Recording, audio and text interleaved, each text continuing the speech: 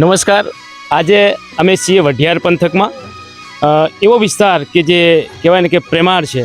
એ હારીજ તાલુકાનું વાઘોસણ ગામ આજે સરપંચ દ્વારા તેમજ ગોવિંદજી અને એમના સમસ્ત ટીમ દ્વારા એ ચણાની દાળનો પ્રોગ્રામ કરવામાં આવ્યો છે. અને ત્યાં અહીંયા હારીજના અગ્રણી કે જેમના પિતાશ્રીનું કહેવાય ને કે સેવા કાર્યમાં સતત એ નામ ગુંજતું રહેલું છે એવા જીગરભાઈ મહેતા સાહેબ દ્વારા હાલ કહેવાય કે 14 ફેબ્રુઆરી 2026ના રોજ હારીજ ખાતે જે રક્તદાન કેમ્પનું આયોજન કરવા જઈ રહ્યા છે, ત્યારે આપણે સાહેબ સાથે વાત કરીશું કે સાહેબ આપ આ જ વિસ્તારની જનતાને શું સંદેશો આપશો સાહેબ?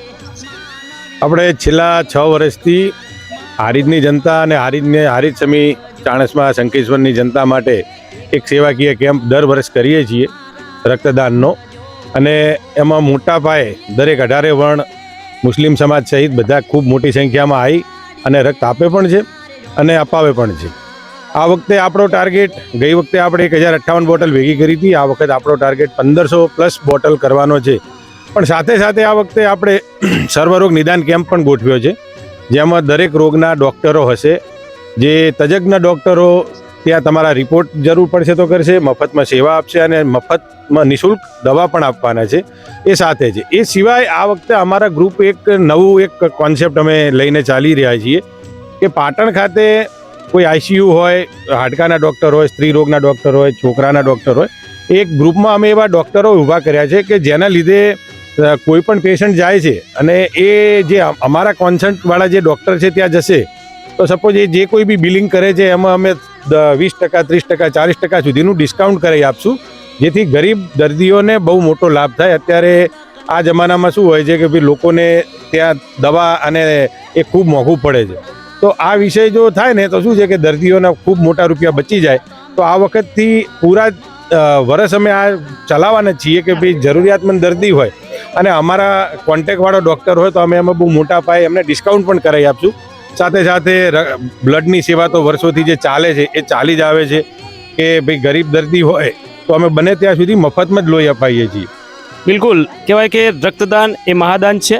કહેવાય ને કે રક્ત વિજ્ઞાન ઘણું બધું પ્રગતિ કરી છે. કહેવાય કે માણસ મંગળ પર પહોંચ્યો છે, ચંદ્ર પર પહોંચ્યો છે, પરંતુ કહેવાય ને ઘણી બધી ફેક્ટરીઓ ઊભી થઈ છે પણ લોહી કોઈ બનાવી શક્યું નથી. અને એવું દાન કહેવાય કે અહીંયા એ એમના પિતાશ્રી દ્વારા, એમના બાપ દાદા દ્વારા એ સતત સેવા કાર્ય થતું આવ્યું છે. અહીંયા ગામના સરપંચશ્રી પણ હાજર હશે. એમને આપણે અહીંયા બીજા ઘણા બધા સમાજના આગેવાનો છે, એમની સાથે પણ વાત કરીએ કે સાહેબ જ્યારે એ રક્તદાન કેમ્પનું આયોજન કરવા જઈ રહ્યા છે ત્યારે તમે ગામ વતી શું કહેશો? એટલે પહેલાં તો નમસ્કાર. અને જીગરભાઈનું કામકાજ પહેલાંથી બહુ સારું જ છે ને આ રક્તદાન કેમ્પ તો બહુ મોટી વસ્તુ છે. કેમ્પ નથી, એના માટે ઘણા માણસોનો જીવ બચે છે.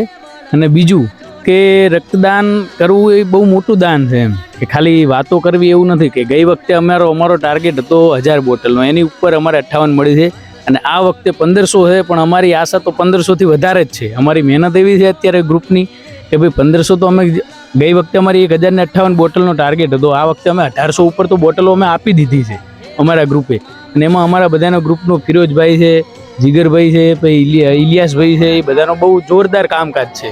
બીજું અને અમારા હોસ્ટેલના છોકરાઓનો, અમારા નાડોદા રાજપૂત સમાજના હોસ્ટેલના છોકરાઓ દર વખતે આ રીતે અમને સપોર્ટ કરે છે અને જ્યાં સુધી કેમ્પ ચાલુ રહેશે ત્યાં સુધી અમે સપોર્ટ કરતા રહીશું જીગરભાઈને. બિલકુલ, સાહેબનું નામ જ એવું છે કે જે હંમેશા સેવા કાર્ય સાથે જોડાયેલા છે. અહીંયા બીજા પણ અગ્રણી સાથે છે તો આપણે વાત કરીએ, ગોવિંદજી સાથે આપણે વાત કરીએ. એ વાઘોસણના છે અગ્રણી, કે કઈ નજરથી જુઓ છો કે જે હાલ કેમ્પ અહીંયા થવા જઈ રહ્યો છે અને ગામનું શું પ્રતિસાદ છે?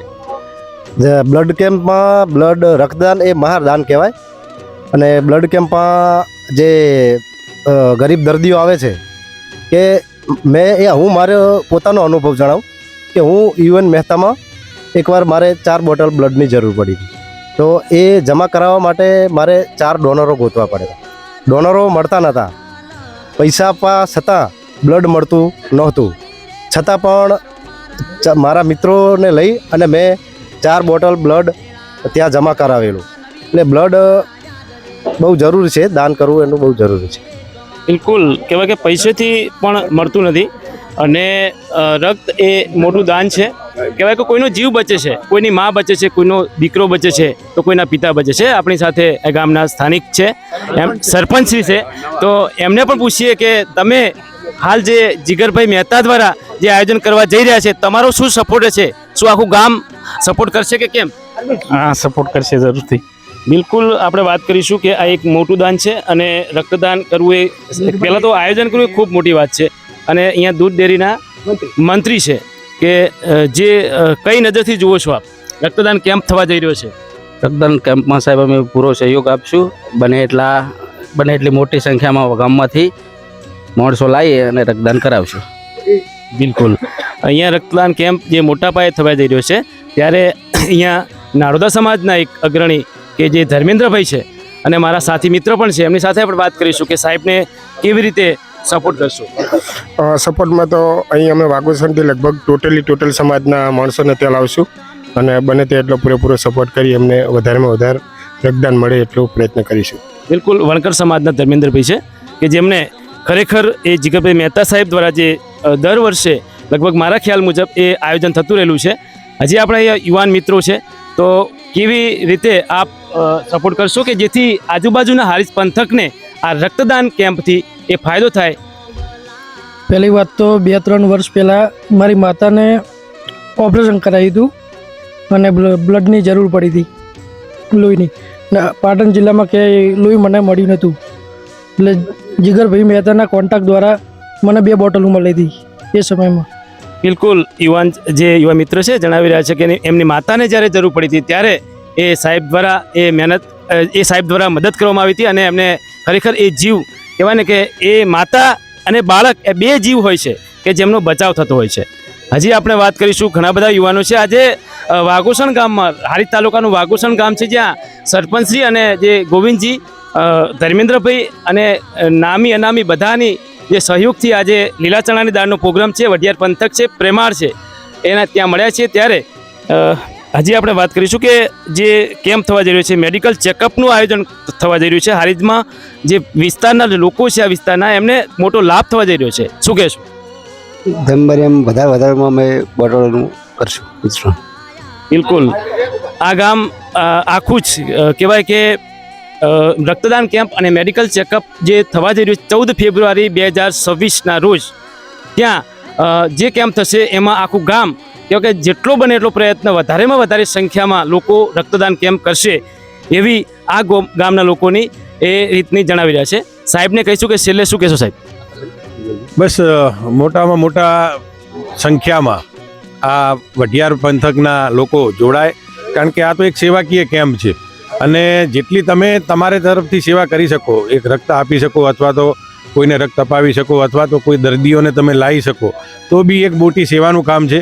અમે તો બેઠા જ છીએ, ગમે એટલા દર્દી આવે એમની સેવા કરવા માટે, કોઈ પણ રક્ત આપે તો એમના રક્ત લઈ અને સામે અમારે આખા ગુજરાતમાં એક વસ્તુ બીજું પણ તમને કહી દઉં કે અમે બ્લડ ફક્ત પાટણમાં નથી આપતા, અમે પૂરા ગુજરાતમાં જેને જ્યાં જરૂર પડે ત્યાં અમે ગુજરાતમાં આપીએ છીએ.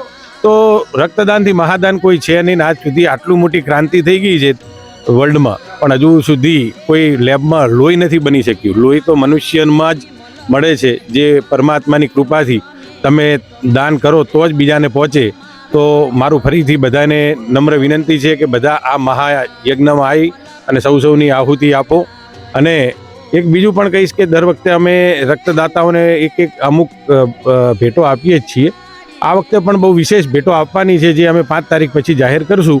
તો અમે એના માટે નહીં કે ભાઈ તમે રક્ત આપો, પણ એક વિષય શું છે કે અમારા ત્યાં તમે રક્ત આપો તો તમને યાદગીરી રહે જીવનભર કે ભાઈ તમે અમને અહીંયા રક્તદાન આપ્યું હતું. એના માટે એક વિશેષ ભેટોનું પણ આયોજન કરેલું છે. ત્યાં ભોજન સમારંભ પણ છે, ત્યાં ડૉક્ટરો પણ છે, ત્યાં બધા જ લગભગ મારી ગણતરીથી પૂરા વઢિયાર પંથકમાંથી દરેક લોકો, દરેક સમાજ, દરેક વર્ણ આવવાના છે. તો તમે પણ વધારો એવું ચોક્કસ મારું આમંત્રણ છે. બિલકુલ સાહેબ, હારીજ પંથક, સમી, શંખેશ્વર તેમજ આજુબાજુના તમામ જાહેર જનતાને આ રક્તદાન કેમ્પને સફળ બનાવવા માટે હાર્દિક આમંત્રણ આપી રહ્યા છે. તો આપ સૌ વધારે અને મહાયજ્ઞમાં એ સહભાગી બનશો. અસ્તુ. નમસ્કાર.